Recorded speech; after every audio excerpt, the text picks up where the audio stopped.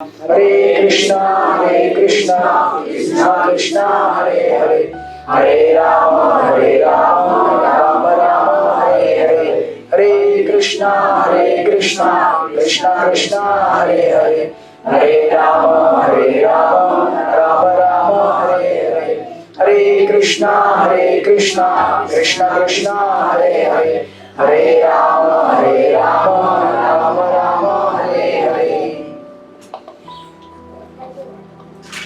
हरे कृष्णा। आप सब लोगों का स्वागत है हमारे साप्ताहिक कार्यक्रम में। सबके अपने ग्रुप के लिए प्रसाद है, बाद में देंगे। बच्चों के सामने मत रखो।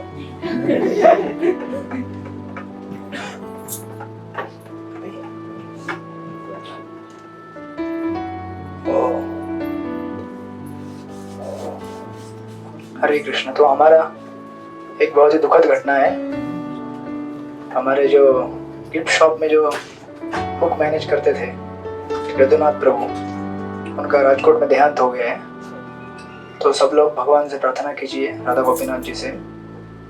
यहाँ पे तो वो हमेशा सेवा में थे कई सालों तक, और रिटायर होने के बाद निस्वार्थ सेवा कर रहे थे।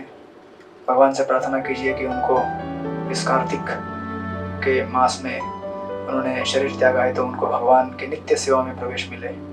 हम लोग एक बार हरे कृष्ण महामंत्र बोलेंगे। हरे कृष्णा कृष्णा कृष्णा हरे हरे हरे राम राम राम हरे हरे। हरे कृष्णा। हम लोग शुरू करने के पहले एक बार प्रभुपाद का एक श्लोक और तात्पर्य पढ़ लेते हैं। ये प्रथम स्कंद के अध्याय नंबर 13 में से 17वां श्लोक है। अध्याय का शीर्षक है धृतराष्ट्र द्वारा गृह त्याग। एवं ग्रहेषु सक्तानां प्रमत्तानां तदीहया अत्युक्रामात् अभिज्ञात काल परम दुस्तर।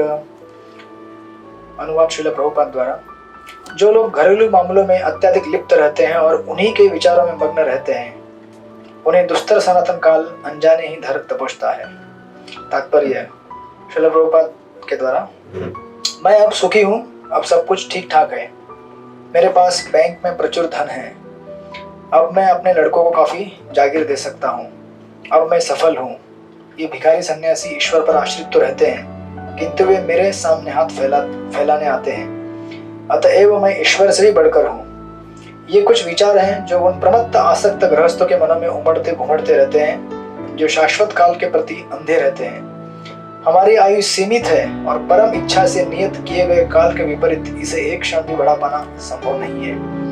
मनुष्य के लिए ऐसा समय अत्यंत मूल्यवान है और इसे सतर्कता से बिताया जाना चाहिए, क्योंकि अदृश्य रूप से बीते एक क्षण को कठिन कमाई से संग्रह किए गए हजारों सोने के सिक्कों से भी बदला नहीं जा सकता। मानव जीवन का प्रत्येक क्षण अंततः जीवन की समस्याओं को हल करने के निमित्त अर्थात बारंबार जन्म मृत्यु एवं 84 लाख योनियों में भटकते रहने से छुटकारा पाने के लिए है। यह भौतिक शरीर जो जन्म तथा मृत्यु, रोग तथा बुढ़ापे से ग्रस्त होता रहता है, जीव के समस्त कष्टों की जड़ है। अन्यथा जीव तो शाश्वत है, न तो वह कभी जन्मता है न कभी मरता है। मूर्ख लोग इस समस्या को भूल जाते हैं। उन्हें इसका पता नहीं रहता कि जीवन की समस्याओं को किस तरह हल किया जाए। उल्टे वे क्षणिक पारिवारिक झंझटों में उलझे रहते हैं और उनकी समझ में यह नहीं आता कि शाश्वत समय अदृश्य रूप से बीतता जा रहा है। उनकी सीमित आयु हर क्षण घटती जा रही है और जन्म मृत्यु एवं रोग तथा बुढ़ापे के चक्कर की सबसे बड़ी समस्या जो के तो बनी रहती है। यही भ्रम कहलाता है। किंतु जो व्यक्ति भगवान की भक्तिमय सेवा के प्रति जागरूक रहता है, उस पर यह भ्रम प्रभाव नहीं डाल सकता। युधिष्ठिर महाराज तथा उनके भाई पांडव सभी भगवान कृष्ण की सेवा में लगे रहते थे और उन्हें इस समस्त भौतिक जगत के मायावी सुख के प्रति तनिक भी आकर्षण न था। जैसा कि हम पहले बता चुके हैं, महाराज युधिष्ठिर भगवान मुकुंद यानी कि मोक्षदाता भगवान की सेवा में अचल थे, अतएव उन्हें स्वर्ग में उपलब्ध जीवन के सुख का भी आकर्षण न था, क्योंकि ब्रह्मलोक तक में उपलब्ध सुख क्षणिक तथा भ्रामक होता है। चूंकि जीव शाश्वत है, अतएव वह भगवान के नित्य धाम में ही सुखी रह सकता है, जहाँ से बारंबार जन्म मृत्यु, रोग तथा बुढ़ापे के इस भूभाग में कोई नहीं लौटता। अतः ऐसा कोई भी सुख या भौतिक सुविधा जो शाश्वत जीवन प्रदान नहीं कर सकती, शाश्वत जीव के लिए भ्रम ही है। जो इस तथ्य को समझ लेता है वह विद्वान है, और ऐसा विद्वान व्यक्ति ब्रह्म सुख के नाम से विख्यात वांछित लक्ष्य को प्राप्त करने के लिए किसी भी भौतिक सुख का बलिदान कर सकता है। इस सुख के लिए वास्तविक योगी तक लालायित रहते हैं, और जिस तरह भूखा व्यक्ति भोजन के बिना अन्य समस्त सुख सुविधाओं से सुखी नहीं बनाया जा सकता, उसी प्रकार जिसे आध्यात्मिक परम सुख की भूख है, उसे कितना ही भौतिक सुख क्यों न प्राप्त हो, किंतु इसकी यह भूख बुझती नहीं। अतएव इस श्लोक में वर्णित उपदेशों को महाराज युधिष्ठिर पर या उनके भाइयों तथा माता पर लागू नहीं किया जा सकता। यह धृतराष्ट्र जैसे व्यक्तियों के लिए है जिन्हें शिक्षा देने के लिए विदुर विशेष रूप से आए हैं। श्रील प्रभुपाद की। तो श्रीमद् भागवत पुराण का यह प्रसंग एक्चुअली विदुर जी जब हस्तिनापुर से चले जाते हैं और कई वर्षों तक तीर्थ स्थान में घूमते रहते हैं, और जब उन्हें एक दिन याद आता है कि मेरा भाई अभी भी हस्तिनापुर में बुढ़ापे में भी राजमहल में रह रहा है, तो वे आप में से बहुत सारे यहाँ बूढ़े लोग रहेंगे, बोलेंगे तो हम भी घर में रह रहे हैं। तो घर में रह रहे लेकिन आप भक्ति कर रहे हैं ना। और आजकल तथाकथित जो वानप्रस्थ या फिर संन्यास लिया जाता है वो उतना इम्पोर्टेंट नहीं है जितना घर में रहकर भक्ति करते रहना, क्योंकि वानप्रस्थ लेने के लिए वन तो है ही नहीं अभी, राइट, और संन्यास लेने के लिए उतनी योग्यता भी नहीं है।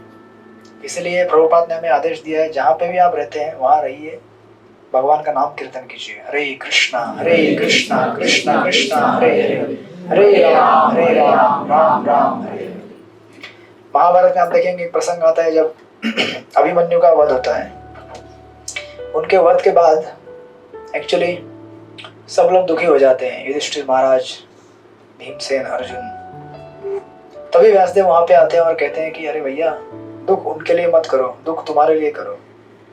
जो इस संसार से चला गया भगवान की भक्ति करते हुए, वो सीधा कहाँ गया? भगवान के धाम में गया है।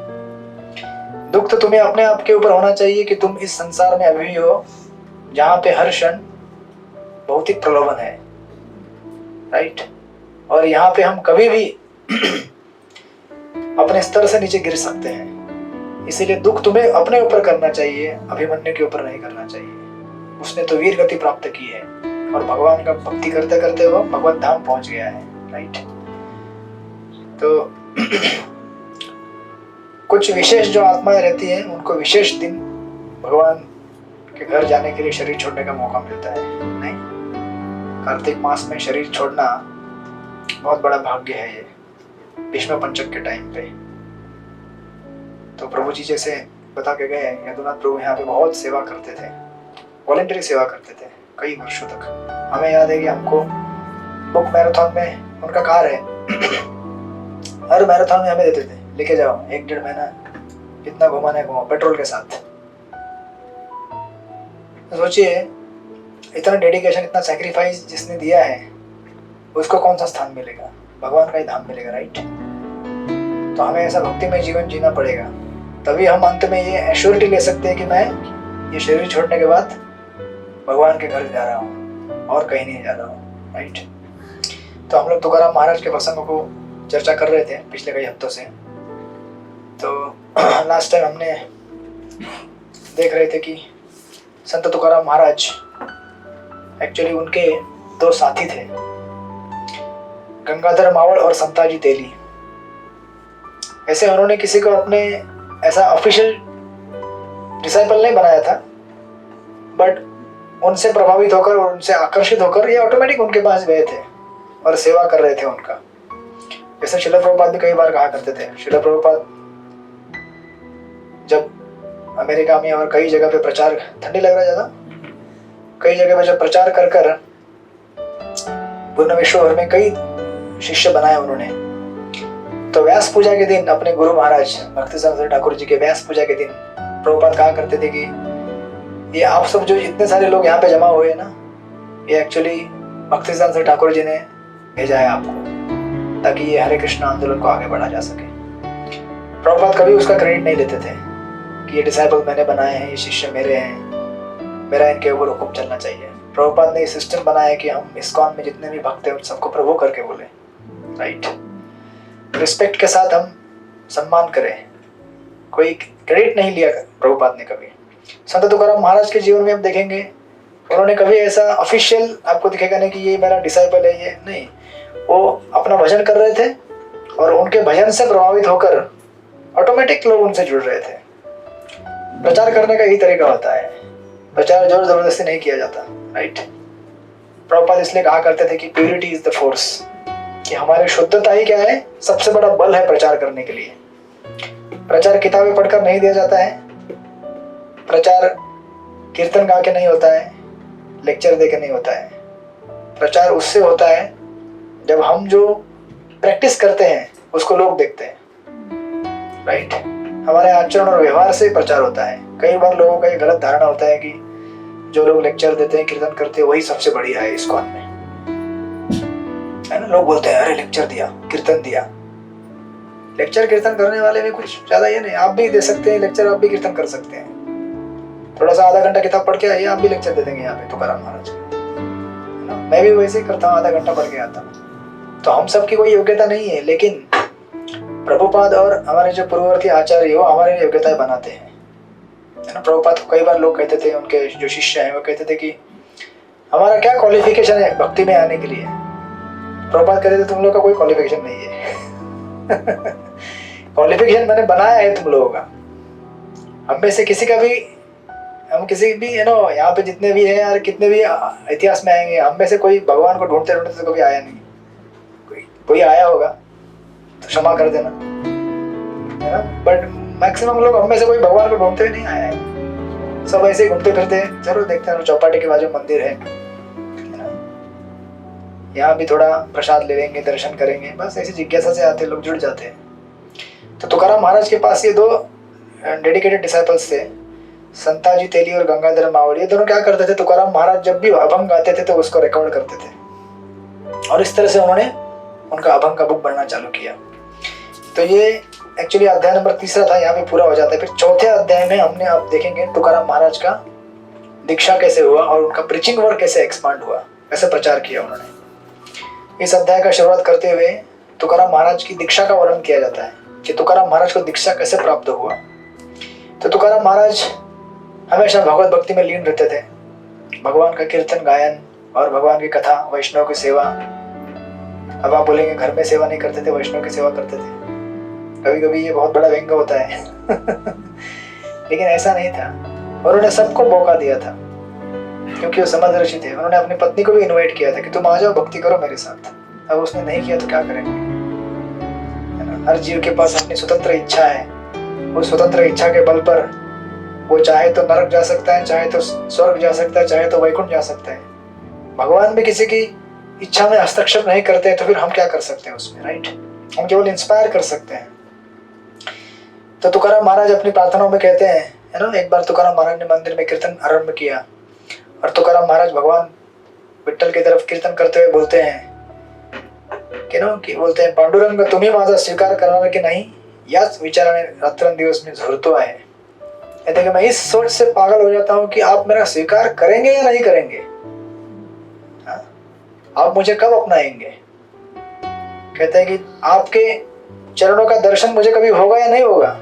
तो आप बोल रहे होंगे कि आप तो मंदिर में आते हैं, दर्शन करते हैं, सब कुछ होता है, लेकिन हमें दर्शन हुआ है क्या?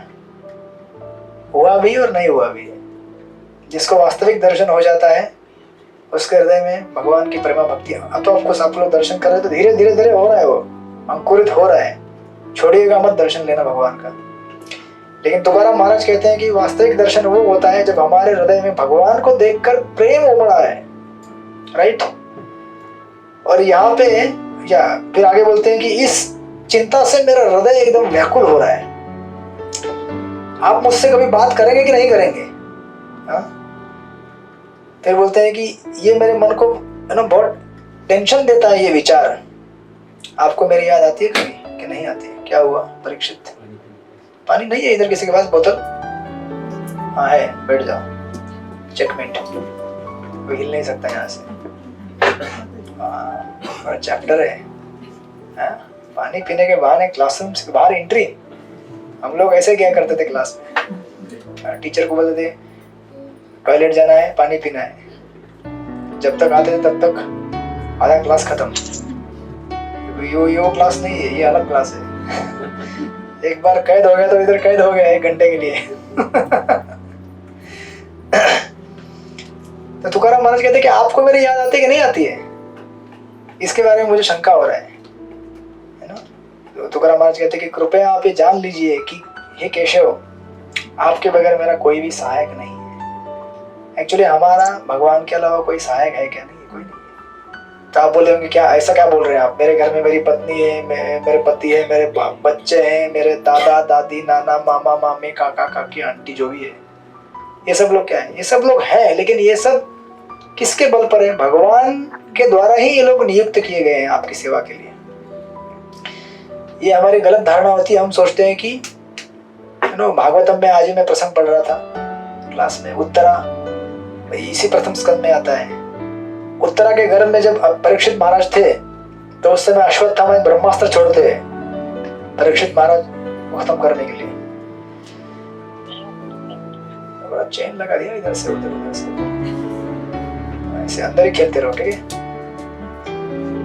तो उत्तरा को जब ये अटैक होता है ब्रह्मास्त्र का उनके गर्भ का, तो उत्तरा क्या करती है? सारे पांडव वहां पे रहते हैं लेकिन उनको नहीं पुकारती, भगवान कृष्ण को पुकारती कि बचाओ भगवान। इतने धुरंधर महारथी, महाभारत का युद्ध जीतने वाले पांडव वहां पे हैं, लेकिन फिर भी उत्तरा क्या करती है? भगवान को ही आवाज देती है, क्योंकि जानती है ये सब लोग क्या करेंगे। इन सब लोगों को किसने युद्ध जीता है कुरुक्षेत्र का?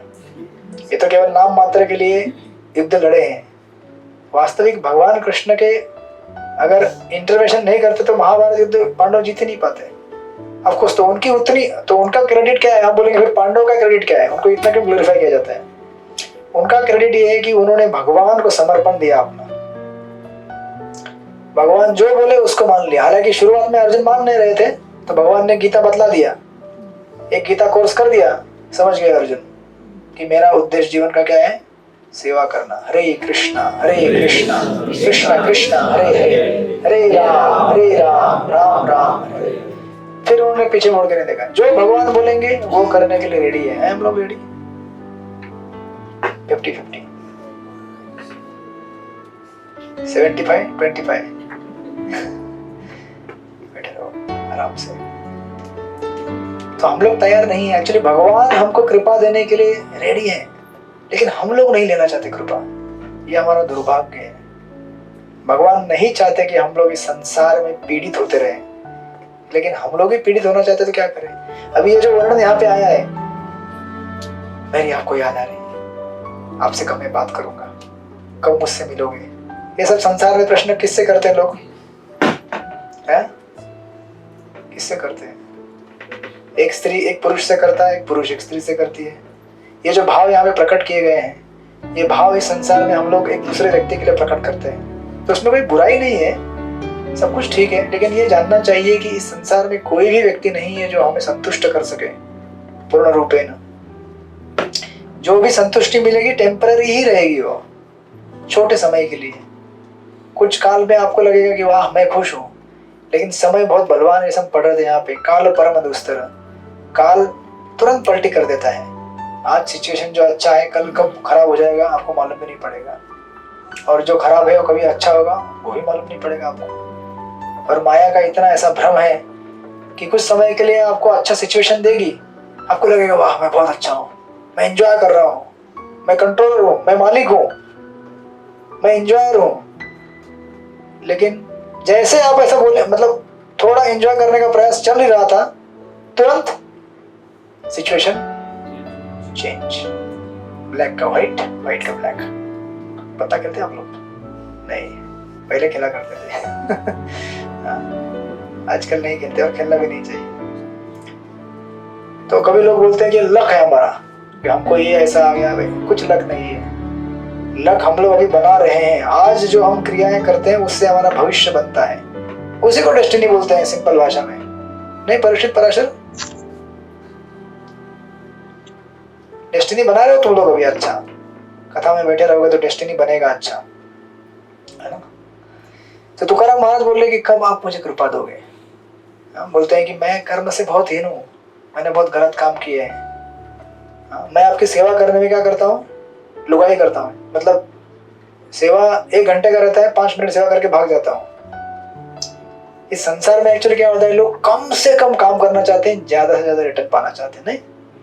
लेकिन ऐसा होता ही नहीं। बेचारे कितना प्रयास करते हैं सुबह से लेकर शाम तक, कम से कम काम ज्यादा पैसा। लेकिन भौतिक प्रकृति ऐसी है कि ज्यादा से ज्यादा काम, कम से कम पैसा। ओवर प्रॉमिस करेगी, अंडर डिलीवरी। बोलेगी बहुत मजा आएगा, जाओ जाओ जाओ एंजॉय करने जाओ, ये मूवी देखो, ये सब कुछ कर लेंगे आप, लेकिन फिर भी हमारा हृदय अपूर्ण ही रहेगा अंत में, राइट? इसके लिए तुकाराम महाराज यहाँ पे कहते हैं कि मैंने कोई पुण्य कर्म नहीं किया है ना, मैंने कोई धार्मिक कार्य नहीं किया है, मैं केवल एक भार की तरह रह रहा हूँ इस धरती के ऊपर। हे कृपालु भगवान, मुझे आप कृपा दे दो। जब भगवान ये सब सुनते हैं तो तुकाराम महाराज को एम्ब्रेस करते हैं, आलिंगन देते हैं। और तुकाराम महाराज भगवान के भक्ति में भाव विभोर होकर कहते हैं, हे दीन दयाल, हे पंडरीनाथ, तू ही मेरा माता है, तू ही मेरा पिता है, तू ही मेरा बहन है, तू ही मेरा बंधु, मेरा मित्र, सब कुछ मेरा तू ही है। भगवान से कोई भी रिश्ता जोड़ सकते हैं हम लोग, नहीं? माँ, पिता, बहन, भाई, सब रिश्ते भगवान से जुड़े जा सकते हैं, क्योंकि भगवान अनंत हैं। भगवान हमसे किसी भी रिश्ते में रेसिप्रोकेट कर सकते हैं, राइट? और बोलते हैं कि मुझे इस भवसागर से कृपया पार कराइए। आप मुझे भवसागर से पार कराइए तो मैं आपका निरंतर कीर्तन गाऊंगा, निरंतर भजन करूंगा, मेरी ये तीव्र इच्छा है। क्योंकि क्या होता है, संसार में जब तक हम बंधन में हैं, प्रकृति के 3 गुणों में बंधित हैं, एक्चुअल भजन करना बहुत कठिन होता है। जब भगवान की कृपा से हम इस बंधनों से मुक्त हो जाते हैं तो भजन स्टार्ट हो सकता है। तो मेरा ये कहने का अर्थ ये नहीं है कि फिर आप लोग घर द्वार छोड़ के कहीं चले जाए जंगल में, नहीं, वैसा बंधन नहीं। बंधन हम सब लोग कैसे रहते पता है? 2 प्रकार के घरों में रहते हैं हम लोग। आइए आइए अंदर आइए, कौन है? हम लोग 2, नहीं ठीक है, बैठ जाए। हम लोग 2 प्रकार के घरों में रहते हैं। एक घर तो ऐसा होता है जो ईंट मिट्टी इससे बना हुआ, और दूसरा घर होता है हमारा मेंटल होम, मानसिक घर। अंदर का घर अलग है, बाहर का अलग है। अब में से बहुत सारे लोग अभी अंदर के घर में बैठे हुए हैं। मन के अंदर और ही घर रहता है, उसका अलग दीवार होता है, उसमें अलग लाइटिंग लगा हुआ है, उसमें अलग होटल है, अलग घूमने का जगह है, और मन में बैठ के हम लोग उसमें रमते रहते हैं। मैं ऐसे घूम रहा हूँ, मैं एंजॉय कर रहा हूँ, क्लास चलने दो, नहीं? उसको बोलते हैं मेंटल होम। तो हमें एक्चुअली किसको त्यागना है? ये बाहर का तथाकथित घर को नहीं, हमारे मानसिक घर को त्यागना है। उस घर को जब तक नहीं त्यागेंगे तब तक बाहरी दिखावट से त्याग देना ये कोई त्याग नहीं होता है। तो तुकाराम महाराज उसके लिए प्रार्थना करते हैं, और एक्चुअली भगवान श्री कृष्ण विचार करते हैं कि तुकाराम मुझसे बहुत प्रेम करते हैं और वो मेरे पर्सनल रूप में आसक्त हैं। इसीलिए अब क्या है ना, तुकाराम महाराज के टाइम में बहुत सारे निर्विशेषवादी गुरु हुआ करते थे, मायावादी गुरु। तो तुकाराम महाराज किसी निर्विशेषवादी या फिर मायावादी गुरु से दीक्षा तो लेने वाले हैं नहीं। तो इसलिए भगवान ने योजना बनाया कि तुकाराम महाराज को मुझे दीक्षा देना पड़ेगा। अगर मैंने दीक्षा नहीं दिया तो क्या होगा कि भविष्य में प्रथा हो जाएगी कि लोग बिना गुरु के ही भक्ति करेंगे। इसलिए तुकाराम महाराज को दीक्षा देने के लिए भगवान ने एक प्लान बनाया। एक दिन गोपाल गार्डन टॉयलेट हुआ, वाह, फाइनली आइडिया निकाल लिया उसने सुन के। होशियार है बच्चे। अब क्लास खत्म होने के बाद ही आएंगे लग रहा है। परीक्षित जाना तुझे बे? ये सिंसियर है। नहीं बैठेगा। तो एक्चुअली एक दिन क्या होता है, भगवान श्री कृष्ण तुकाराम महाराज के सपने में आते हैं। तुकाराम महाराज एक भगवान के कीर्तन कर चिंतन करते हुए विश्राम करने जाते हैं। तो ये एक्चुअली चैतन्य चरित्रामृत में भी दिया गया है। संत तुकाराम महाराज को दीक्षा किसने दिया था? श्री चैतन्य महाप्रभु ने दीक्षा दिया स्वप्न में आकर उनकर। तो तुकाराम महाराज उल्लेख करते हैं अपने अभंगों में, सत्य सद्गुरु राय कृपा मज केली, परी नाही घडली सेवा काही, राघव चैतन्य केशव चैतन्य सांगितली खूण मालिकेची, बाबाजी आपोले सांगितले ना मंत्र दिला राम कृष्ण हरी। तो भगवान श्री कृष्ण माघ शुद्ध दशमी गुरुवार उस दिन देखकर तुकाराम महाराज के सपने में आए और उनको दीक्षित किया, और उनको जो मन पसंदीदा फेवरेट मंत्र जो था राम कृष्ण हरि, ये मंत्र दिया। एक्चुअली इसलिए संत तुकाराम महाराज और हमारे इसमें कुछ फर्क नहीं है। इस्कॉन में संत तुकाराम महाराज का पद्धति भी क्या है? नाम कीर्तन। और वो भी दीक्षित किससे? चैतन्य महाप्रभु से। हमारा भी आंदोलन क्या है? चैतन्य महाप्रभु का है, पैरेलल है इसमें। तो संत तुकाराम महाराज कहते हैं कि राघव चैतन्य, केशव चैतन्य, ये उनकी अपनी परंपरा बताते हुए, ठंड लग रहा है, उन्होंने अपना मंत्र दिया, राम कृष्ण हरि, और मेरा स्वीकार किया गुरु ने। तो तुकाराम महाराज बोलते हैं कि ये मंत्र जो है मुझे सबसे पसंदीदा मंत्र था, और उन्होंने, वो जानते थे कि मुझे भगवान के यही नाम पसंद है, राम कृष्ण हरि। आपने सुना होगा इन लोगों का मंत्र, जय जय राम कृष्ण हरि, जय जय राम कृष्ण हरि। बहुत सुंदर कीर्तन करते हैं वो लोग। मैं जिस गांव में रहता था, रायगढ़ में, उनका हर 10-15 दिन में एक बार कीर्तन बैठता था, केवल नाम कीर्तन, घनघोर नाम कीर्तन करते थे वो लोग, करताल मृदंग ताल के साथ। तो उस समय हमको तो कुछ पता नहीं था, हम लोग देखते थे ये लोग भजन करते हैं, हम लोग ऐसे मजा मस्ती करते थे, यहाँ गए बाबा जी लोग भजन करेंगे। तो एक्चुअली गांव के जितने भी लोग थे सब इकट्ठा होकर भजन किया करते थे। अभी भी ये सिस्टम है, चलता है गांव में, महाराष्ट्र में। अभी थोड़ा आधुनिक काल के प्रभाव से लोग अभी क्या है, ज्यादा अभी फोन में आसक्त हो गए हैं, बोलते हैं फोन पे भजन देख लेता हूँ मैं। तो फोन पे ही भोजन कर लो, अगर फोन पे भजन देख लेते हो तो फोन पे ही भोजन भी कर सकते कि नहीं कर सकते ना। भोजन के लिए तो भोजन लेना पड़ेगा। लोग इतने, मतलब संसार ऐसा खराब होता जा रहा है, जितने भी है ना आर्टिफिशियल चीजें हैं, वो लोग, उनको लगता है कि इन चीजों से मैं संतुष्ट हो जाऊंगा। लोग सोचते हैं कि मेरा फेसबुक में फ्रेंड है, मेरा व्हाट्सएप में फ्रेंड है, वास्तव में कोई फ्रेंड नहीं है उनका, सब भ्रम है ये। नहीं, जब फोन करेंगे भाई मेरे घर में कुछ सेवा है तो कोई भी नहीं आएगा। फेसबुक में लाइक करेंगे, ये फोटो को लाइक करेंगे, उसको लाइक करेंगे, तो उसमें बुराई नहीं है, लेकिन कहने का अर्थ है कि हम जितना इल्यूजरी वर्ल्ड में रहते हैं माया के, और हमारे आसपास जो लोग हैं उनके साथ दोस्ती बनाने का प्रयास कीजिए, उनके साथ संबंध बनाने का प्रयास कीजिए, उससे आपका एक नरिशमेंट बनेगा। अदरवाइज हम लोग सोचते हैं कि मैं जस्ट एक वर्चुअल वर्ल्ड में रहूंगा और मैं सुखी रहूंगा, ये हो नहीं सकता। राइट,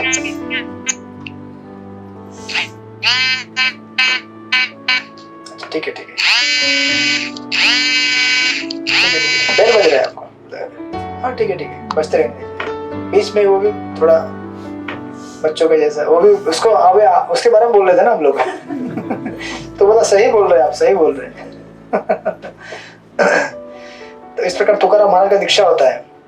और तुकाराम महाराज कहते हैं कि इस मंत्र के सहायता से रामकृष्ण हरि, बहुत सारे साधु संत क्या कर गए, भवसागर पर गए। ठीक है। यस, तो तुकाराम महाराज बोलते हैं कि कृपा का जो सागर पांडुरंग है, उन्होंने क्या किया, मुझे एक नौका दिया इस भवसागर को तरने का, और वो क्या है, नाम संकीर्तन। हरे कृष्णा कृष्ण कृष्ण हरे हरे, हरे राम राम राम हरे हरे। नाम संकीर्तन क्या है, एक नौका है जिसपे बैठकर हम लोग इस भवसागर को पार कर सकते हैं। और तुकाराम महाराज एक सुंदर चीज कहते हैं कि घालो नहीं भार राहिलो निश्चिती, मैंने अपना सारा भार किसके ऊपर डाल दिया, भक्तों के ऊपर। मुझे टेंशन नहीं है, परीक्षित मिल जाएगा उधर आराम से। तुकाराम महाराज कहते हैं कि मैंने अपना सारा भार किसके ऊपर डाल दिया है, भक्तों के ऊपर, इसलिए मैं टेंशन फ्री हो गया हूँ। आसान है ना। अभी ये बच्चे इतने खुश क्यों है, सारा भार किसके ऊपर डाल दिया है, माता पिता के ऊपर। उनको पता है टाइम से प्रसाद मिलेगा, टाइम से सोने को मिलेगा, गाड़ी घोड़ा चलना सब अरेंज किया जाएगा। सोचिए, ऐसा अगर हम भगवान के ऊपर आश्रित होना सीखे तो कितना खुश रहेंगे हम लोग, नहीं? आपने एक सुंदर उदाहरण देते हैं, चेतन टंडू कहते हैं कि आपने कभी देखा होगा ट्रेन में एकदम भीड़ भाड़ वाला ट्रेन में माँ अपने बच्चों को कंधे पे ऐसा लेके, बहुत भीड़ भाड़ है, माँ को बहुत टेंशन है, कोई पैर दे रहा है, कोई धक्का मार रहा है, पसीना ये होते, बच्चा रिलैक्स, बच्चा एकदम आराम, उसको कुछ लेना देना नहीं संसार से, क्या हो रहा है, कौन धक्का मार रहा है, कौन फैन बंद कर रहा है, कोई चिल्ला रहा है, कुछ भी लेना देना नहीं है, आराम से पड़ा रहता है माँ की गोद में। क्यों? क्योंकि आश्वस्त है वो, मेरा फुल प्रोटेक्शन यहाँ पे गारंटीड है, जब तक मैं माँ की गोद में हूँ कोई मुझे हाथ नहीं लगा सकता, वो क्या बोलते हैं, बाल का बाका नहीं कर सकता, हा? कोई मेरा बाल भी नहीं छू सकता। कितना पीस, इसे कहते हैं शरणागति के द्वारा शांति प्राप्त करना। जब ऐसी शरणागति हम भगवान के प्रति करेंगे, देखिए उस दिन कैसा पीस मिलेगा आपको लाइफ में। जनरली लोग क्या बोलते हैं कि हमें दो प्रकार की शांति रहती है इस जगत में, peace of mind, peace of heart. दो प्रकार की शांति रहती है। कौन से? पीस ऑफ माइंड मतलब हम बोलते हैं मन की शांति, और दूसरी होती है हृदय की शांति। जो मन की शांति होती है वो तथाकथित होती है, कभी भी खराब हो सकती है, टूट सकती है वो, और टूटेगी ही इस जगत में, क्योंकि मन हमारा इस जगत में कभी, क्योंकि जगत ऐसा बना हुआ है, द्वंद्व से बना हुआ है, हानि लाभ, सुख दुख, पूजा या अपमान। इसकी वजह से संसार में कभी आपका मन खुश रह नहीं सकता, उसको स्टेबिलिटी नहीं मिलेगी। लेकिन अगर आपका हृदय शांत हो गया है, काम क्रोध लोभ मोह मान ये सब विकारों से शांत हो गया है, तो फिर बाहर कुछ भी चलने दो, कुछ आपको प्रॉब्लम नहीं होगी। इसको बोलते हैं पीस ऑफ हार्ट। कभी कभी लोग ऐसा बोलते हैं कि मैं हिल स्टेशन गया था, माथेरान गया, खंडाला गया, इतना अच्छा सीन है, फिर हम लोग गप्पे मारे, होटल में बैठे, फिर मैंने चिकन बिरयानी मंगाया। तो अभी ऐसा लाइफस्टाइल से आपको पीस मिलने वाला है? भले एटमॉस्फेयर पीसफुल है, वातावरण, लेकिन पीस नहीं मिलेगा परीक्षित। नहीं, कुछ नहीं हुआ है। वो बता रहा है कि पीस नहीं मिल सकता, हमें शांति नहीं मिल सकती जीवन में, राइट? इसलिए हमें उस बालक की तरह शरणागति प्राप्त करने का प्रयास करना चाहिए, जो वो ट्रेन में जो बालक घूम, कभी देखेंगे आप, देख लीजिएगा, आपने खुद अनुभव किया होगा, आपके बच्चे तो आपके साथ ही घूमते रहते हैं, नहीं? तो तुकाराम महाराज अपने जीवन में इतने शांति की, या फिर भगवान के जितने भी भक्त हैं वो इतना शांति क्यों महसूस कर पाते हैं? श्रील प्रभुपाद कलकत्ता में जब जापान का अटैक हुआ था वर्ल्ड वॉर के टाइम पे, प्रभुपाद क्या कर रहे थे? पूरी बना रहे थे अपने भगवान के लिए, गोपाल के लिए। बॉम्ब गिर रहे थे, सब लोग बोले अरे अभय भागो भागो, बॉम्ब गिर रहे हैं। प्रभुपाद बोले वो जो बॉम्ब है उसमें मैं कृष्ण देख रहा हूँ, अब जब कृष्ण मेरे घर आ रहे हैं तो मुझे कुछ ऑफरिंग देना पड़ेगा ना, तो पूरी बना के खिलाता हूँ। इतना निर्भय कैसे हो सकते हैं हम लोग? मुझे कभी कोई आश्चर्य है, इतना निर्भय कैसे हो सकते हैं? सोचिए ना, बॉम्ब गिरने वाला है और आप भगवान के भक्ति में मग्न हैं। ऐसा इसलिए क्योंकि उन्होंने भगवान को प्राप्त कर लिया है। उन्हें पता है कि ये एक बॉम्ब से बचूंगा तो भी, अभी सब जगह बॉम्ब गिरे तो कहाँ भागोगे? शहर में अगर बॉम्ब गिरना चालू हो जाएगा, कहाँ भागो? कहीं भी गिर सकता है ना बॉम्ब, थोड़ी कि आपके घर पे ही गिरेगा और उधर नहीं गिरेगा। अब जो यूक्रेन में वार हो रहा है वहां पे रॉकेट लॉन्चर से ये गिरता है, वो मिसाइल गिरता है, कहीं भी गिर सकता है ना। तो हम ये नहीं बोले कि आप रक्षा मत कीजिए, लेकिन इतना याद रखिए कि हमारा अंतिम रक्षा, फाइनल रक्षा, जब तक हम भगवान का शरणागति नहीं लेंगे, जब तक हम हमारा अंदरूनी घर चेंज नहीं करेंगे, मेंटल होम, तब तक बाहरी कुछ भी चेंज करने से कुछ भी नहीं हो सकता। तथाकथित है। तुकाराम महाराज का ऐसा जीवन रहा है, इसलिए बोल रहे कि मैंने अपने आप को भगवान के भक्तों के अधीन क्या कर दिया है? सौंप दिया है। इसलिए मैं टेंशन फ्री हो गया। जो भी टेंशन लेना है प्रभुपाद को लेना है। मेरे गुरु महाराज, मैं केवल उन्होंने जो बोला है करते जाता, मैं भक्ति करता हूँ, सेवा करता हूँ, बस मुझे कोई टेंशन नहीं है अभी, यू नो। और भगवान तुकाराम महाराज फिर ऐसा वचन देते हैं, कहते हैं कि अब मेरे पास केवल एक ही चीज बची है। क्या कहते हैं? कि आपल्या चरणांचा आश्रय घेतल्याशिवाय दूसरा कुठलाही प्रयत्न भी करणार नहीं। आपके चरणों का आश्रय के बगैर मैं अभी और कुछ नहीं करना चाहता जीवन में। ये कहते हैं कि हे अनंता, अब आपको जो लगेगा वो मेरे साथ करो। सारे संतों ने मुझे आपके चरणों में सौंप दिया है। ऐसा बोलना तक डेंजर है ना। आपको जो करना है करो मेरे साथ। डर लग रहा है ना? भगवान गोपीनाथ को बोलो आज, मैंने अपने आप को आपके चरणों में स्वाधीन कर दिया है। गोपीनाथ, आपकी जो इच्छा हो आप करना। फिर कल से आते लोग गायब हो जाएंगे, बोलेंगे यार ये बहुत डेंजरस प्रेयर दिखाते हैं ये लोग। ये संडे का जो क्लास रहता है इसमें इसके अलावा कुछ बोलते ही नहीं ये लोग, केवल शरणागति शरणागति। क्योंकि सारे शास्त्रों का सार वही है। इस बात को हमेशा याद रखिएगा कि जब तक हम लोग भगवान को पूर्ण रूप में शरणागति नहीं करेंगे, हम लोग हमेशा संसार में पीड़ित रहेंगे, दुखी रहेंगे। भगवान की भक्ति में इतना आनंद है। और भगवान ऐसा नहीं कि आपको मतलब भक्ति में लाएंगे तो आपको सब खत्म कर देंगे, नहीं, भगवान देंगे, आपको बहुत देंगे, लेकिन कुछ कुछ चीजें जो आपके लिए आवश्यक नहीं है वो ले भी लेंगे, जो आपके भक्ति के लिए हानिकारक है, लेकिन हम उसके लिए तैयार नहीं रहते। नहीं, हम सोचते हैं कि नहीं, अरे हमारा कैलकुलेशन रहता है, मेरे लिए ये अच्छा है, मेरे लिए वो बुरा है। अब आप आपके घर पे देखिए, आपके बालक के लिए क्या अच्छा है, ये बालक डिसाइड करता है कि आप डिसाइड करते हैं? माता पिता डिसाइड करते हैं ना। अब यही उदाहरण लीजिए, जब भगवान हमारे परम पिता है, हमको क्या अच्छा है और क्या बुरा है वो कौन डिसाइड करेगा? लेकिन हम इतने मूर्ख हैं, आप में से कोई नहीं रहेगा, मैं हूं, कि हम लोग भगवान को, भगवान ये मत दो वो दो, तुमको मालूम है क्या तुम्हारे लिए क्या अच्छा है क्या? नहीं नहीं नहीं, मुझे वही दो, क्योंकि मैं आसक्त हो गया हूँ। राइट? तो भगवान कभी कभी सर्जरी कर देते हैं, पेनफुल रहता है, लेकिन क्या करें। अगर भगवान से मांगना है, भक्ति मांगोगे तो भगवान सर्जरी करेंगे एक दिन। राइट? लेकिन अच्छा है ना हमारे लिए। सर्जरी करेंगे तो कांटा अंदर चुबाई निकाल के फेंक देंगे, काम क्रोध लोभ मोह ये सब अनर्थ जो है उसको फेंक देंगे, तो हमारे लिए अच्छा ही है। तो तुकाराम महाराज अपने आप को सरेंडर कर देते हैं, आपको जो करना है करो भगवान, मैं आपके लिए स्वाधीन हो गया हूँ। और कहते हैं कि मैंने निश्चय कर लिया है पांडुरंग, अब मैं आपके अलावा किसी का आश्रय नहीं लूंगा। अब मुझे कोई भय भी नहीं है, कोई लाज लज्जा भी नहीं है। कभी भी लोग डरते हैं, अरे मंदिर से बाहर जाएंगे तो गले में बीड बैग लटके लोग बोलेंगे हरे कृष्णा वाला आ गया। बहुत सारे लोग क्या करते हैं, बीड बैग नहीं रखे, है ना। कुछ भी लोग ऐसे, उनको थोड़ा नहीं तिलक नहीं लगाएंगे हम बाहर। अरे क्यों इतना? जब बाहर लोग टाई कोट सूट पहनते हैं, अलग अलग हेयर स्टाइल मारते हैं ना, आजकल पता नहीं क्या क्या आता है, ऐसा कट मारता है इधर से, ये सब में शर्म नहीं आता है ना। तो भगवान का भक्ति करने में क्या शर्म है? वो तो हमारा सनातन धर्म है, संस्कृति है हमारी। तो कहते हैं कि इस प्रकार मैंने आपसे क्या कर दिया है, शरण लिया है।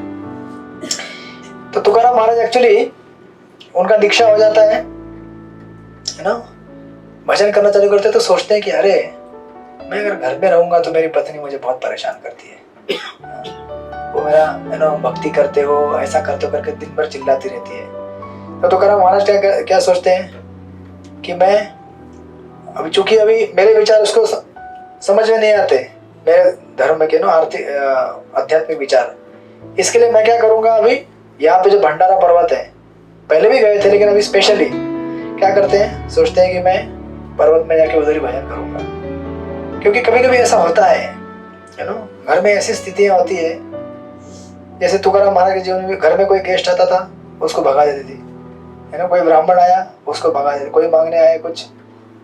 कभी कभी लोग इतने आसक्त हो जाते हैं कि उनको केवल मैं और मेरा उतना ही दिखता है, और ऐसे जीवन में क्लेश बहुत रहता है, क्योंकि संतुष्टि नहीं रहती है। राइट?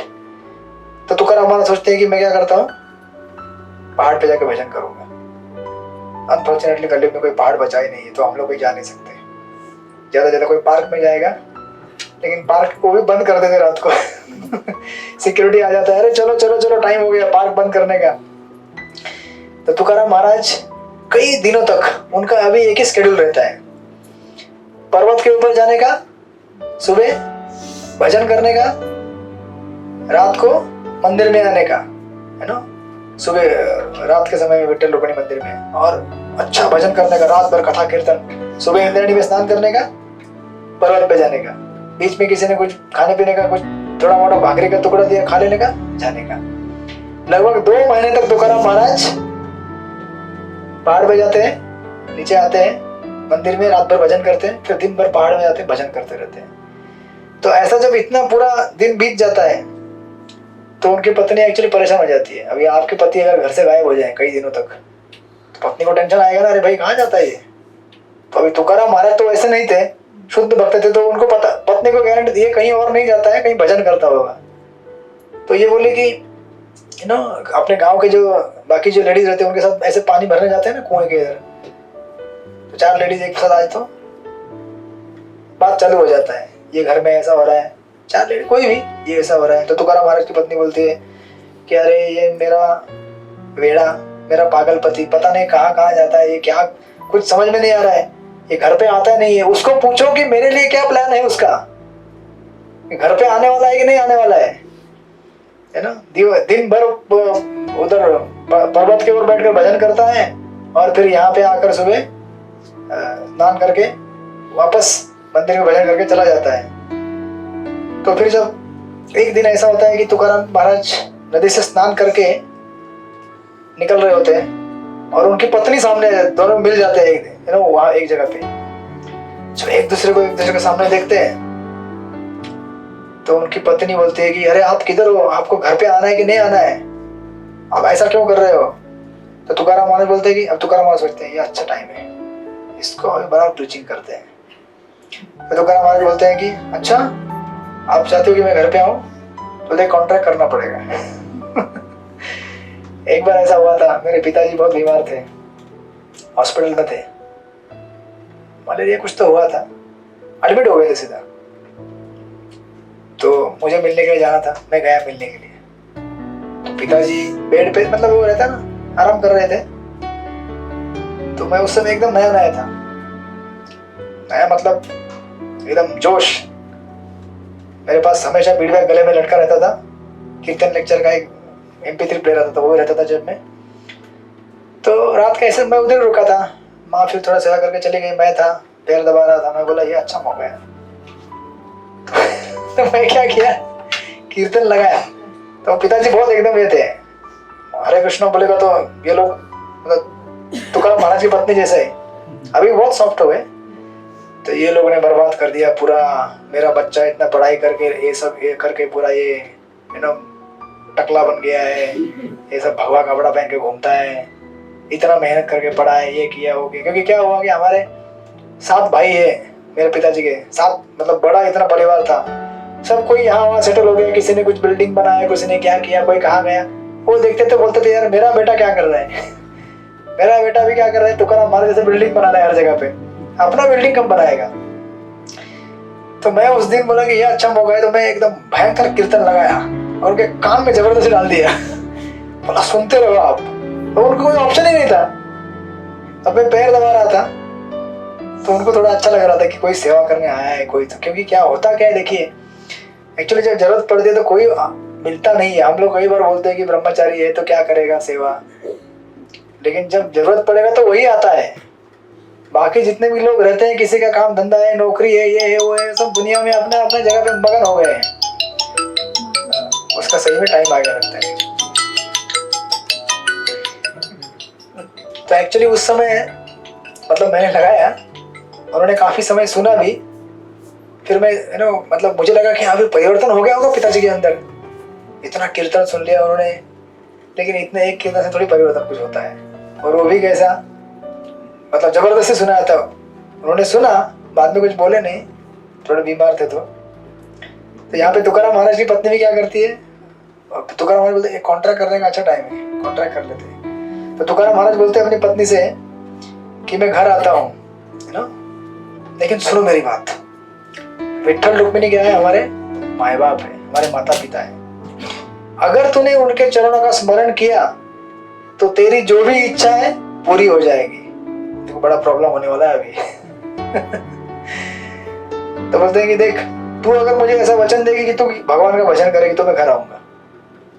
तो अभी उनकी पत्नी सोचती है यार ये तो बहुत बड़ा कठिन प्रसंग आ गया, अभी अगर मैं मना करूंगी तो ये घर पे नहीं आएंगे, हाँ बोल दूंगी तो भजन करना पड़ेगा। तो लोग सोचते हैं कि चलो हरे कृष्ण में पहले जाते हैं, बोल देंगे हम जपा करते हैं, करेंगे। किसी प्रोग्राम में जाते हैं हम लोग,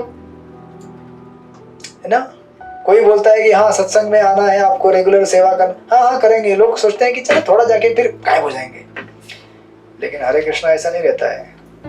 भगवान एक बार किसी को पकड़ लेते हैं, उनके पकड़ से छूटना बहुत कठिन है हमारे लिए, राइट। तो उनकी पत्नी सोचती है कि चलो हाँ हाँ बोल देती है। और एक दिन ऐसा होता है तो घर में आके तुकाराम महाराज भजन चालू करना कर दिए। एक दिन द्वादशी के दिन में घर के बाहर जो तुलसी रहता है ना, उधर बैठ के भजन कर रहे होते हैं तुकाराम महाराज। तो कुछ गेस्ट आ जाते हैं, ब्राह्मण लोग, वैष्णव। तो उनकी पत्नी इतना गुस्सा हो जाती है, उनको गुस्से से भगा देती है, यहाँ से भागो, तुम लोगों को कोई जगह नहीं मिला आने के लिए, मिलने के लिए। तो तुकाराम महाराज एक्चुअली इसको जब देखते हैं, सुनते हैं, तो बड़े गुस्से में बोलते हैं कोण घरा येते आमुचा कशाला, काय जाला त्याचा नहीं धंधा। तो हमारे घर में कोई क्यों आता है? क्या संसार में लोग कुछ काम धंधा नहीं है कि लोग इतने बिजी रहते हैं, फिर भी लोग हमारे घर में आते तो उनका स्वागत करना चाहिए। तुमने उसको इस तरह से कैसे भगा दिया? कहते कि देवासाठी झाले ब्रह्मांड सोयरे। भगवान के खातिर हमारा, भगवान से प्रेम करने की वजह से सारा ब्रह्मांड क्या बन गया है? हमारा रिश्तेदार बन गया है। जो भगवान का भक्ति चालू करने देते हैं, हम लोग चालू करते हैं, भगवान से प्रेम संबंध बनाते हैं, तो सारे संसार के जीव हमारे लिए क्या हो गए? भाई बहन हो गए, हमारे घर वाले हो गए। आज हमारा घर सीमित है क्योंकि हम भगवान बन गए, तो हम भगवान, हमारे घर का छोटा भगवान। लेकिन हम अगर बड़े भगवान को मानेंगे तो सारा संसार हमारे लिए क्या बन जाता है? हमारा अपना घर बन जाता है। विश्वम पूर्ण सुखायते। तो कहते हैं कि अरे तुम उनसे इस तरह से क्यों बात करती हो? अच्छा बोलने के लिए कुछ पैसा लगता है क्या? महामंत्र बोलने के लिए कुछ पैसा लगता है क्या? प्रभुपाद अपने एक प्रवचन में कहते हैं कि महामंत्र बोलने के लिए पैसा लगता है? नहीं लगता है। फिर क्यों नहीं लेते हो? उसका बेनिफिट इतना हाई है, ट्रिमेंडस, लेकिन लेते नहीं हो, राइट? तो तुकाराम महाराज को ऐसा बोलते हैं, यू नो। और तुकाराम महाराज फिर अपनी पत्नी को समझा कर बोलते हैं कि चल आ जाए इधर, हम दोनों बैठ के भजन करेंगे, ठीक है? तुलसी गार्डन के इधर। पत्नी सोचती है अभी नहीं जाओगे तो फिर ये चले जाएंगे यहाँ से, बड़ा टेंशन का काम है। अभी मैंने प्रॉमिस किया है, कॉन्ट्रैक्ट कर लिया, कॉन्ट्रैक्ट अभी तोड़ नहीं सकते फटाफट। तो आती है, बैठती है। अब तुकाराम महाराज यहाँ पे बहुत ही सुंदर सुंदर उपदेश देते हैं, ऐसे है ना, 5-6 बहुत इंपॉर्टेंट इंस्ट्रक्शन है गृहस्थों के लिए। इस प्रसंग में आएंगे। जब दोनों बैठते हैं कीर्तन करने के लिए, भजन करने के लिए, तो तुकाराम महाराज एक एक करके कुछ चीजें बता देते। तो उसमें से एक चीज लेते हैं हम लोग, बाकी 3-4 चीजें बची अगले क्लास में लेंगे। ये देखिए ऐसे इस तरह से बैठे हैं। वाओ, तो हम लोग भी इसी तरह से बैठते हैं घर घर में, है ना। उपदेश, पत्नी और पति बैठ के भागवत चर्चा करें। एक्चुअली प्रभुपाद कहा करते हैं कि अच्छा और सबसे बढ़िया घर गृहस्थी वो होता है जहाँ पे पति पत्नी मिलकर भजन करते हैं भगवान का। ऐसे घर को गृहस्थ कहा जाता है, अदरवाइज ग्रह मेदी हो जाते हैं हम लोग घर में। ग्रह मेदी मतलब घर से आसक्त, 4 दीवार से आसक्त, राइट। तो ऐसे व्यक्तियों के लिए काल भयानक होता है, क्योंकि आसक्ति इतनी स्ट्रांग बन जाती है हमारी उस 4 दीवारों से, उस सामान से, उस चीजों से, कि उससे छूटना हमारे लिए कठिन हो जाता है। लेकिन इस प्रकार अगर घर रहेगा, दरवाजा खुला है, कभी बाहर निकल सकते हैं, जा सकते हैं, भगवान बुलाएंगे आ जाओ, रेडी है।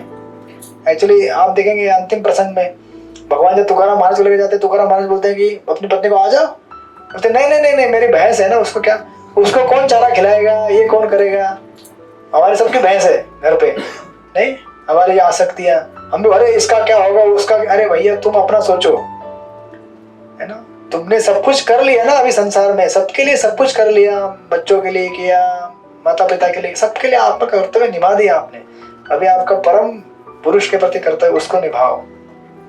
तो एक इंस्ट्रक्शन पहले देती है तुकाराम महाराज, नको धरू आस व्हावे या बाळांस निर्माण त्यांस त्यांचे आहे। कहते हैं कि देखो, अपने बच्चों को या अपने घर में ये उम्मीद मत रखो कि मुझे मेरे बच्चों को ये मिलना चाहिए, वो मिलना चाहिए, कोई भी आशा मत रखो। हम सब लोग ये आशा रखते हैं ना, मेरे बच्चों को ये डिग्री मिलेगी, वो होगा, ये होगा, है ना।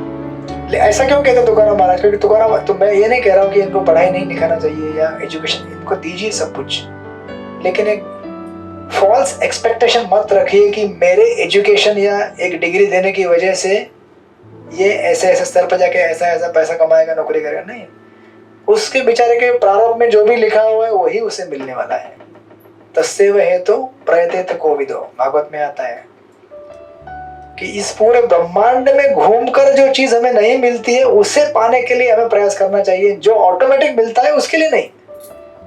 हमारे प्रारंभ में जो भी लिखा हुआ है वो हमें जरूर उतना मिलेगा ही, हमें प्रयास करना है। आप एजुकेशन दीजिए, इनको शिक्षा दीजिए, जो भी, लेकिन ये मत सोचिए कि अभी डॉक्टर बन जाएगा MBBS डिग्री लेके, गारंटी नहीं। कोई भी टैक्सी ड्राइवर भी बन सकता है। क्यों? उसके देखिए ना, अमेरिका में प्रभुपाद जब गए थे, इतने इतने अमेरिका में ऐसे अमीर अमीर लोग रहते, लेकिन वो लोग बेचारे नशा करके, यू नो, हिप्पी लोग कहते थे उन्हें, वो सड़क पे पड़े रहते थे। तो प्रभुपाद कहते थे देखो, जिसके प्रारंभ में जो लिखा रहता है वैसे होता है। तो अभी उसका लेना देना नहीं है कि हम, है ना, जब भक्ति में आते हैं तो उन चीजों को ट्रांसलेट कर जाते हैं। कोई इस तरह से गरीब है या कोई अमीर है, भक्ति में आने के बाद चाहे कुछ भी स्थिति हो, हम लोग भगवान से जुड़ने के बाद परम आनंदमय बन सकते हैं उन स्थितियों से परे जाकर। तो तुकाराम महाराज की पत्नी कहती है कि देखो, तुकाराम महाराज कहते हैं कि जो प्रारब्ध में लिखा हुआ है वो मिलने वाला है ना। या सर्व मोहातुम तो आपले सुटका करूंगे, इस सारे मोह से अपने आप को छुटा ले। क्योंकि हम सब लोगों का प्रॉब्लम किधर होता है? नौकरी से प्रॉब्लम नहीं है, घर गृहस्थी से प्रॉब्लम नहीं है, सब कुछ करते रहिए, हमको तो अपना कर्तव्य करना ही है, लेकिन उससे अननेसेसरी एक्सपेक्टेशन, अननेसेसरी अपेक्षाएं, ये मेरा पति है तो ये ऐसा ही बिहेव करना चाहिए। अरे क्या, वो भी एक स्वतंत्र जीव है, वो अपनी इच्छा लगाएगा। पत्नी बोलती है कि पति ऐसा होना चाहिए, पति बोलता है ना पत्नी, दोनों का बच्चों का अलग एक्सपेक्टेशन, माँ बाप का। इस संसार में कोई किसी को कंट्रोल नहीं कर सकता तब तक जब तक हम सब लोग एक व्यक्ति के कंट्रोल में नहीं आएंगे। क्योंकि सेंटर ही नहीं है ना, एक कॉमन सेंटर होना चाहिए ना। घर में एक मालिक होगा तभी तो लोग उसको शरण जाएंगे ना। 4 मालिक हो गए तो क्या होगा?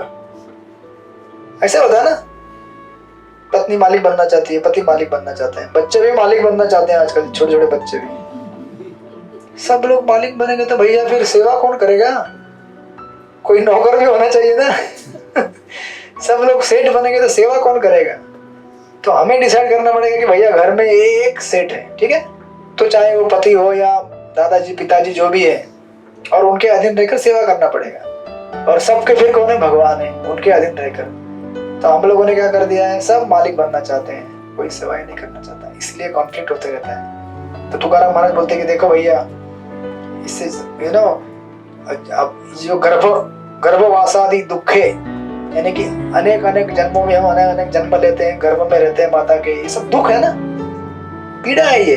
इससे अगर छूटना है तो क्या करना पड़ेगा? कहते हैं कि अपुरा तो गड़ा घेऊ उगविनी चुकवी चांदनी गर्भवास एवज देखो नी बांधी तिलगड़ा म्हणोनी निराळा पडतसे। तुका म्हणे जरी आहे माझी चाड तरी करी वाढ चित्त आता। कहते कि देखो, हमारे पास जितना ज्यादा सामान रहेगा, संचय रहेगा, जब यमदूत इसको देखते हैं ना तो सबसे पहले उसको अटैक करते हैं। कहना करते हैं कि हम जितना कर्म बनाते जाते हैं, हमारे कर्म का जितना है ना वजन बढ़ता है, उतना ज्यादा हमारे लिए खतरा है। कैसे?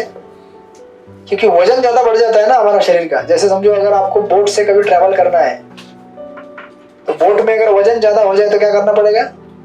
फेंकना पड़ेगा ना। आप बोलेंगे नहीं नहीं नहीं, ये मुझे चाहिए, ये भी चाहिए, ये भी सब कुछ मैं फेंक नहीं सकता कुछ भी। तो भैया ठीक है, डूब जाओ उसके साथ। हम लोग की ऐसी स्थिति है, हम लोग कुछ फेंकना नहीं चाहते, छोड़ना नहीं चाहते, ये चाहिए वो सब कुछ चाहिए। भैया ऐसा नहीं होता है, सब कुछ चाहिए तो फिर उसके साथ डूब जाओ। तो इसलिए यहाँ पे तुकाराम महाराज कहते कि देखो, आपल्या जवळ काही संचय दिसल्यास यमदूत आपला गळा बांधतील, ऐसा समझकर सब कुछ त्याग दे। उनका ये कठिन से कठिन शिक्षा देखकर ही मैं क्या कर रहा हूँ, सब कुछ छोड़ रहा हूँ। था एक्चुअली उनकी पत्नी को इतना वैराग्य आता है, इतना वैराग्य आता है, ये सब सुनकर सब कुछ छोड़ देती हो, सारा घर का सामान सब कुछ डोनेशन में दे देती। और उससे बड़ा प्रॉब्लम होने वाला है अभी। तो उसको हम देखेंगे अगले क्लास में। तो ऐसा शिक्षा देते हैं, दोनों मिलकर भजन करते हैं, बता रही है, सीख रही है उनकी पत्नी, है ना। और कुछ समय के लिए वैराग्य भी आ जाता है, कहते हैं ना स्मशान वैराग्य। साधु संतों के संग में जब हम रहते हैं तो कुछ समय के लिए वैराग्य आता है, जैसे संग से निकल जाते हैं वैराग्य गायब। केवल राग, नॉट वैराग्य, केवल राग यानी कि आसक्ति। इसीलिए शास्त्र कहते हैं कि हमेशा हमें साधु संतों के संपर्क पे रहना चाहिए। कैसे रहेंगे? आप बोलेंगे हम तो यहाँ से चले जाएंगे, तो फिर कैसे रहेंगे? अरे उनकी वाणी सुनते रहो, शास्त्र सुनते रहो, भगवान का भजन करते रहो। हरे कृष्णा कृष्ण कृष्ण हरे हरे, हरे राम राम राम हरे हरे। जीवन का हर क्षण भगवान के सेवा में इस तरह से लगाओगे तो फिर संतों का संग मिलते रहता है। तो उनकी पत्नी के साथ यही होगा, वैराग्य आएगा, सब कुछ भक्ति करेगी, लेकिन बीच में असत्संग आएगा तो फिर तुरंत उनका पुराना ये सब विठल ने किया है, मैं उसको छोड़ूंगी नहीं। फिर पत्थर लेके जाती है मंदिर में भगवान को मारने के लिए। ऐसा होगा, आगे देखेंगे हम आने वाले प्रसंगों में। ठीक है, हरे कृष्णा। श्रील प्रभुपाद की जय, संत तुकाराम महाराज की जय। 2 मिनट कीर्तन कर लेते हैं। हाँ बजाइए, बजा सकते हैं।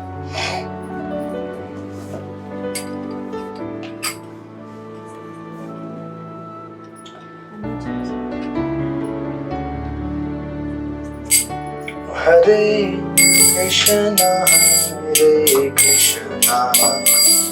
कृष्णा कृष्णा हरे हरे, हरे राम राम राम हरे हरे, हरे कृष्णा कृष्णा कृष्णा हरे हरे, हरे राम राम राम हरे हरे, हरे कृष्णा कृष्णा कृष्णा हरे हरे, हरे राम राम राम हरे हरे, हरे कृष्णा कृष्णा कृष्णा हरे हरे, हरे राम राम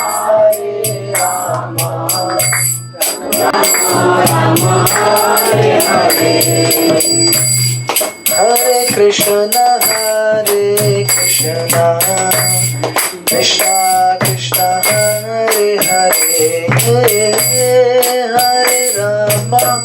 हरे राम राम राम हरे हरे,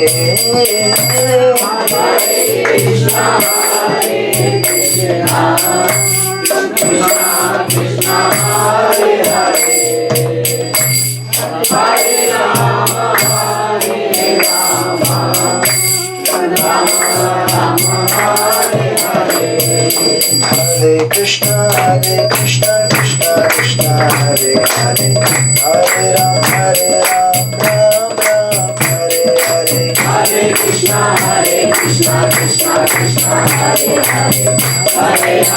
हरे, हरे राम राम राम हरे हरे, हरे कृष्णा कृष्णा कृष्णा हरे हरे, हरे राम राम हरे हरे, हरे कृष्णा कृष्णा कृष्णा हरे हरे, हरे राम राम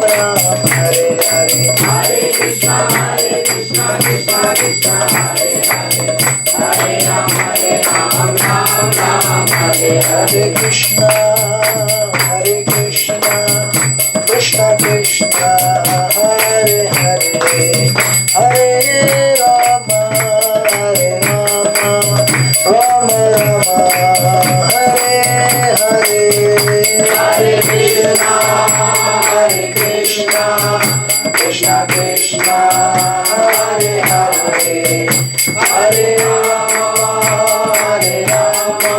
राम हरे हरे, हरे कृष्णा कृष्णा कृष्णा हरे हरे, हरे राम राम हरे हरे, हरे कृष्णा कृष्णा कृष्णा हरे हरे, हरे राम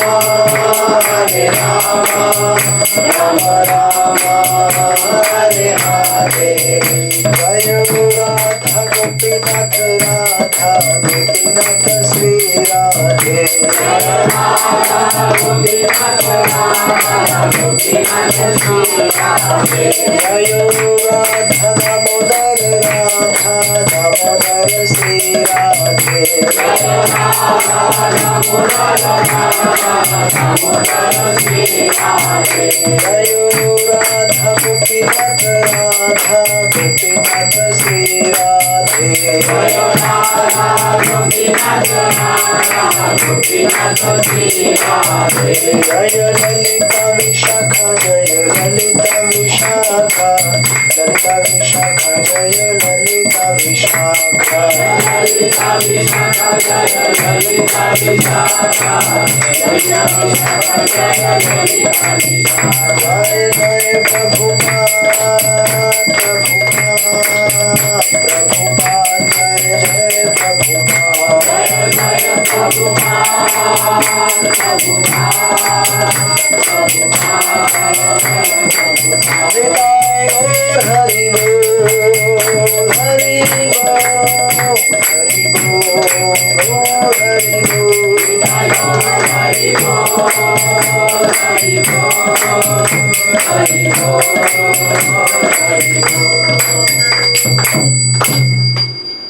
जय श्री हरिनाम संकीर्तन की जय। श्री श्री राधा गोपीनाथ भगवान की जय। वांछा कल्पतरुभ्यश्च कृपा सिन्धुभ्यश्च पतितानां पावनेभ्यो वैष्णवेभ्यो नमो नमः। अनंत कोटि वैष्णव वृंद की जय। हरे कृष्ण। ठीक है, आप लोग प्रसाद लीजिए, फिर मिलते हैं अगले हफ्ते। आप सब लोग जब कर रहे होंगे, सबका जब चल रहा है। थोड़ा मैं कुछ सिस्टम बनाने का प्रयास करूंगा, थोड़ा और 1-2 हफ्ता जाने दीजिए कि सबका जपा हो सके। ना, हम सत्संग में आते हैं तो उसका लाभ हमको मिलना चाहिए, नहीं तो क्लासेस होते रहेंगे, आप लोग आते रहेंगे जाते रहेंगे फिर चले जाएंगे।